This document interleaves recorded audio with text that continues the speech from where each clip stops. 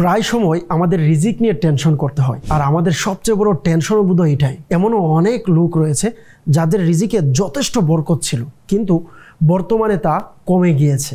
আলহামদুলিল্লাহ, এমনও কিছু আমল রয়েছে যার মাধ্যমে রিজিক বৃদ্ধি এবং রিজিকে প্রশস্ততা ফিরে আসে। হাদিসে পাকে নবী করিম সাল্লাল্লাহু আলাইহি ওয়াসাল্লাম রিজিক বৃদ্ধির একটি চমৎকার আমল সম্পর্কে ইরশাদ করেছেন। একবার একজন সাহাবী রাদিয়াল্লাহু তাআলা আনহু নবী করিম সাল্লাল্লাহু আলাইহি ওয়াসাল্লামের নিকট উপস্থিত হলেন এবং রিজিকের সংকীর্ণতার কথা বলে আবেদন জানালেন।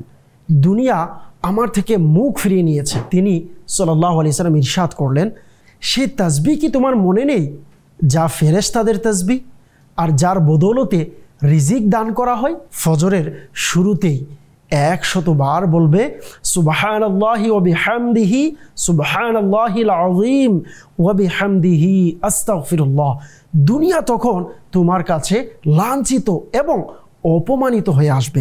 সেই সাহাবী রাদিয়াল্লাহু তাআলা আনহু চলে গেলেন এবং কয়েকদিন পর আবার নবী করিম সাল্লাল্লাহু আলাইহি সাল্লামের নিকট উপস্থিত হয়ে বললেন, ইয়া রাসূলুল্লাহ, দুনিয়া এমন প্রাচুর্যময় হয়ে আমার কাছে ফিরে এসেছে, আমি অবাক হয়ে গেছি। কি নিব আর কোথায় রাখবো? এছাড়াও রিজিক বৃদ্ধির একটি কার্যকরী আমল হচ্ছে আয়াতুল কুরসি। কোনো জিনিসের উপরে যদি তা লিখে ঘরের কোনো উঁচু স্থানে ঝুলিয়ে দেওয়া হয়, ইনশাআল্লাহ সেই ঘরে কখনোই অভাব আসবে না, বরং রিজিকে বরকত হবে, আর সেই ঘরে কখনো চোর প্রবেশ করতে পারবে না। ভিউয়ার্স, আপনিও যদি রিজিক নিয়ে টেনশনে থাকেন, রিজিকে বরকত নেই, রিজিক কমে গেছে, তাহলে আপনি এই দুটি আমল করতে পারেন।